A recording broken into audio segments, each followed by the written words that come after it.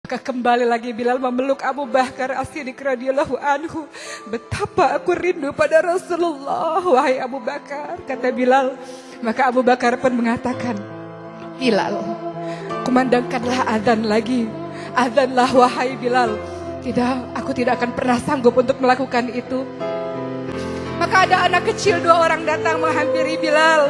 Ia adalah Sayyidina Hasan, Sayyidina Husain, dan memeluk Bilal dengan mengatakan, wahai kakek Bilal, kami cucu-cucu Rasulullah. Kumandangkan adzan lagi wahai kakek Bilal. Betapa kami rindu mendengar suaramu wahai kakek Bilal.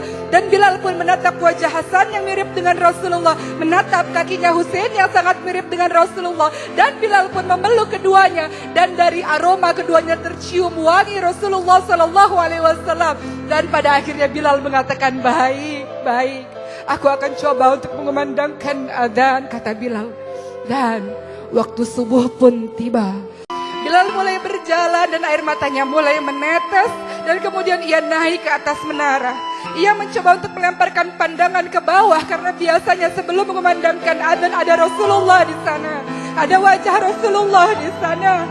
Tapi ketika itu Bilal kemudian mulai memandangkan adzan dan bahunya mulai bergoncang. Ia tidak kuat sebenarnya.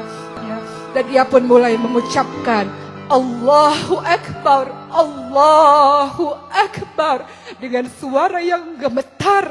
Dan apa yang terjadi? Seluruh orang yang berada di masjid pun bergemuruh tangisan mereka. Mereka merasa rindu dengan Rasulullah Sallallahu Alaihi Wasallam. Suara Bilal mengingatkan mereka pada Rasulullah Sallallahu Alaihi Wasallam. Lalu Bilal pun kembali melanjutkan adzannya. Allahu Akbar, Allahu Akbar.